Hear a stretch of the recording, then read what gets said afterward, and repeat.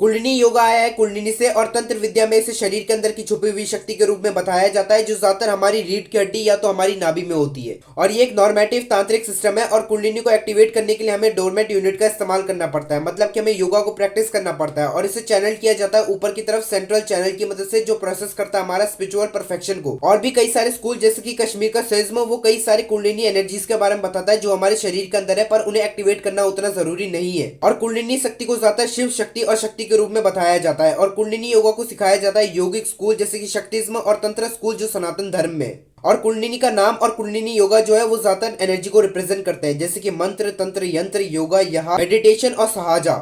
संस्कृत में कुंडा का मतलब होता है सर्कुलर और एनुअल, और ये संज्ञा जो थी वो एक सांप के लिए दी गई थी, इस सेंस में कि कोलाइड करता है और बनता है एक अंगूठी की तरह। और 12th सेंचुरी में रत्नागिरी के इतिहास में कुंडा के संज्ञा का अर्थ और कुछ नहीं बल्कि वो पानी का ग्लास होता है, और उसका नाम जो था नागा वो महाभारत के 1.4828 में पड़ा था। और संस्कृत की शिव शक्ति की संज्ञा का कुंडलिनी का मतलब और कुछ नहीं बल्कि वो अंगूठी, ब्रेसलेट या तो रस्सी होता है, और इसका नाम जो है वो एक सांप के रूप में दिया गया था। शक्ति तंत्रिज्म में 11th सेंचुरी में शरद दत्त इलाका के नाम से एक शक्ति मिली थी। 20th सेंचुरी में कुंडलिनी योगा का नाम कुंडलिनी योगा बना और ये एक टेक्निकल पार्टिकुलर ट्रेडिशन बन गया था, और इसका मतलब होता है भक्ति योगा, जिसका मतलब होता है अपने भगवान का नाम जपते रहना, और राज योगा जिसका मतलब होता है अपने भगवान के लिए मेडिटेशन करना, और आता है शक्ति योगा जिसका मतलब होता है शक्ति को महसूस करना। और इसके अंदर हठ योगा भी आता है जिसके अंदर बंधा, प्राणायाम और आसन भी आते हैं। और फिर आता है पतंजलि क्रिया योगा जिसके अंदर सेल्फ डिसिप्लिन, सेल्फ स्टडी, भगवान के प्रति समर्पण, ध्यान और समाधि भी आती है। और तांत्रिक विजुअलाइजेशन में मेडिटेशन टेक्निक को लया योगा कहते हैं, जिसको और कुछ नहीं बल्कि हम समस्केतास भी कहते हैं। लया का मतलब और कुछ नहीं राजा योगा ही होता है, जिसका मतलब होता है कि इस ब्रह्मांड में विलीन हो जाना। और लया का संस्कृत में मतलब और कुछ नहीं लया ही होता है, जिसका मतलब होता है कि विलीन हो जाना या तो खत्म हो जाना। और भी कई सारी किताबों में हमें योगा के बारे में बताया गया है, जैसे कि योगा तत्व उपानिष, वरा उपानिष, गोरक्षा पद्धति, अमूर्गा प्रबोध, दत्तात्रेय योगा। और इतने पुराने समय से योगा के स्कूलों में किस चीज के ऊपर बहस चल रही है ये अभी तक लोगों को नहीं पता, क्योंकि सबसे पुराने सोर्सेज जो है कुंडलिनी के वो तांत्रिक और हठ ट्रेडिशन से आते हैं, जिसमें हठ योगा, प्रदीपिका और शिव संहिता भी है। और शिव संहिता में ये बताया गया है कि अगर आपको कुंडलिनी को अचीव करना है तो आपको 4 तरह से योगा की प्रैक्टिस करनी पड़ेगी। वहीं पे कुछ छात्रों का मानना है कि एक तरीके से ही हम कुंडलिनी को जागरूक कर सकते हैं, और वो 4 तरीके मंत्र योगा, हठ योगा, लया योगा और राजा योगा। और ये ड्यूलिटी है। हठ और मंत्र योगा की किताबें जो है वो योगा कुंडलिनी उपनिषद को संबंधित करती है। और संस्कृत में कुंडलिनी को एक टर्म बताया गया है तांत्रिक योगा का, जिसमें उसे सत चक्र, निपुणा और पादुका पंचका भी कहा गया है। और 1919 में जॉन वुडरेफ ने इसे the serpent power, the secret of tantra and Shaktic yoga के नाम से इजाद किया था, जहां पर उन्होंने बताया था कि इसके कई सारी टेक्निक्स लिखी गई है इनकी तांत्रिक लया योगा में। योगा कुंडलिनी उपनिषद के मुताबिक इसमें 3 छोटे चैप्टर्स हैं, जिसमें से सबसे पहला है चिता, जिसका मतलब होता है कॉन्शियसनेस को कंट्रोल किया जाता है प्राणा के द्वारा। और फिर ये कंट्रोल करता है मॉडरेट फूड, पॉस्चर्स और शक्ति चालकों जो 1.12 में है। और अध्याय 1.36 में बताया गया है कि मॉडरेट फूड और कॉन्सेप्ट के बारे में उसे एक्सप्लेन किया गया है। और अध्याय 1.7 में कुंडलिनी शक्ति के बारे में बताया गया है, उसके नामों के बारे में।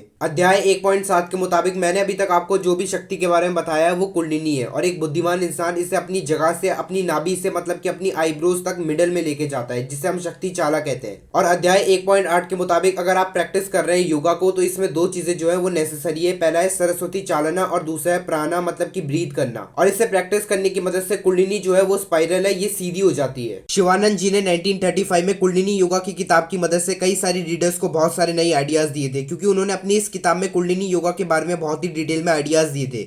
और उन्होंने लया टेक्निक को और भी बहुत सारे पुराने सोर्सेज जो थे हठा प्रदीपिका के, उसे जोड़ा था लया योगा के साथ। 1968 में हरभजन सिंह खालसा, जिन्हें हम योगी भजन के नाम से भी जानते हैं, उन्होंने अमेरिका में कुंडलिनी योगा का ब्रांड निकाला था, जहां पर कुंडलिनी योगा को सिखाया जाता है योगी भजन के द्वारा। और योगी भजन जो थे healthy happy Holi organisation 3HO के फाउंडर थे, जहां पर वे ऑर्गेनाइजेशन के बारे में पढ़ाते थे। और former Kundalini teacher scholar Philip Deslippe ने जो बताया था कि कुंडलिनी भजन ने सारे के सारे योगिक पोस्चर और टेक्निक को जोड़ दिया है तांत्रिक थ्योरी और सिख मंत्र के साथ, और वे एक नए तरीके का कुंडलिनी योगा बना रहे हैं। और उन्होंने इस विद्या को स्वामी धीरेन्द्र ब्रह्मचारी और महाराजा वीरासु सिंह के साथ रखा था। और उन्होंने ये भी बताया था कि अपने शुरुआती योगा के दिनों में वे एक नॉर्मल तरीके का ही योगा करते थे, कुछ अलग नहीं करते थे। और उन्होंने योगा को कंबाइन कर दिया था सिख मंत्र के साथ, जैसे कि एक ओमकार सत नाम श्री वाहेगुरु के साथ, और वे इसका जप करते थे। और ये लिखा गया था डिस्लिफी के द्वारा। कुंडलिनी एक आध्यात्मिक और जीवन शक्ति होती है जो हमारी रीढ़ की हड्डी में होती है, और इसे कुंडलिनी सांप की तरह बताया जाता है। और हम प्रैक्टिस करते हैं कुंडलिनी योगा को ताकि हम अपनी सोई हुई कुंडलिनी शक्ति को जागरूक कर पाए 6 चक्रों की मदद से। और 7वां चक्र जो होता है वो हमारे क्राउन यानी कि सर में होता है। और ये पूरी शक्ति जो है वो हमारी पूरी बॉडी में ट्रेवल करती रहती है, ईडा मतलब कि लेफ्ट में, और पिंगला मतलब कि राइट में, और सेंटर में।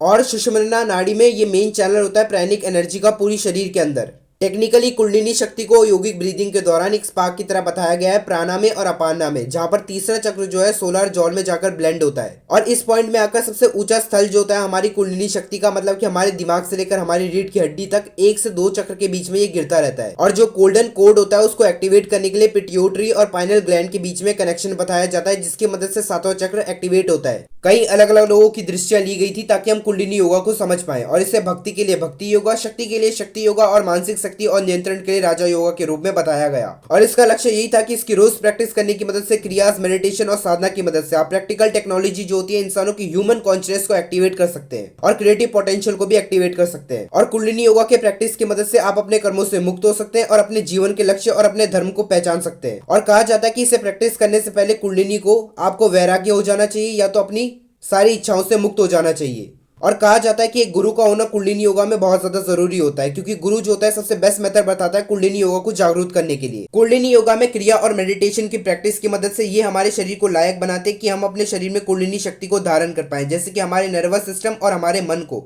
और जो मेजोरिटी में फिजिकल पोस्चर जो होते हैं वो फोकस करते हैं हमारी नाभि से लेकर रीढ़ की हड्डी तक, और कुछ बॉडी पॉइंट जो सिलेक्टिव होते हैं और मेरिडियंस जो हम पर दबाव डालते हैं। और ब्रीथ वर्क जो है वो 3 योगिक लॉक्स पर काम करता है, जिसे हम बंदास भी कहते हैं, और वो है 8 टू रिलीज, डायरेक्ट और कंट्रोल। और जो कुंडलिनी शक्ति है वो लोअर सेंटर से लेकर हायर एनर्जी सेंटर तक फ्लो होती रहती है। कुंडलिनी योगा में कई सारी क्रिया और मेडिटेशन के अलावा एक सिंपल ब्रीदिंग टेक्निक भी है, जिसे हम अल्टरनेट नॉस्ट्रल ब्रीदिंग कहते हैं, जहां पर लेफ्ट नॉस्ट्रल और राइट नॉस्ट्रल जो है वो हमें सिखाती है कि हम अपने नाडीज को किस तरह से साफ कर सकते हैं। और एक सबटल चैनल भी है, और ये एक और रास्ता है जिसकी मदद से हम कुंडलिनी शक्ति को जागरूक कर सकते हैं। 1998 में सोवोस्काई ने कुंडलिनी योगा को डेवलपमेंटल और एवोल्यूशनरी पर्सपेक्टिव के रूप में अपनाया था, और उनके मुताबिक कुंडलिनी योगा जो थी वो साइको स्पिरिचुअल ग्रोथ और बॉडी मैचुरेशन की तरफ हमें धकेलती है। और उन्होंने कहा था कि कुंडलिनी योगा जो है वो हमें ग्रेटर मैचुरेशन की तरफ बढ़ाती है, और उन्होंने ये भी कहा था कि कुंडलिनी योगा जो है वो स्ट्रेचिंग एक्सरसाइज से कई गुना ज्यादा है। आज के समय में कुंडलिनी योगा के ऊपर कई सारे ग्रुप जैसे कि 3HO और रामा कल्ट जैसे ग्रुप इल्जाम लगाते हैं कि ये लोग प्रैक्टिस करते हैं फाइनेंशियल अब्यूज और सेक्सुअल अब्यूज का। और कुंडलिनी योगा को जिसने यूएसए में इंट्रोड्यूस कराया था योगी भजन, के ऊपर भी ये इल्जाम लगाया गया है कि उन्होंने कुंडलिनी योगा को पुराने ट्रेडिशन से निकाला है और इसमें कुछ भी नया नहीं है, पर ऐसा कुछ भी नहीं है। और कई सारे सिख ट्रेडिशन के लोगों का कहना है कि योगा का उनके धर्म से कोई लेना देना ही नहीं है। और एक सिख इतिहासकार त्रिलोचन सिंह का कहना है कि भजन ने जो सिखिज्म और तंत्रिज्म को मिलाकर कुंडलिनी योगा बनाया वो बहुत ही शर्मनाक है।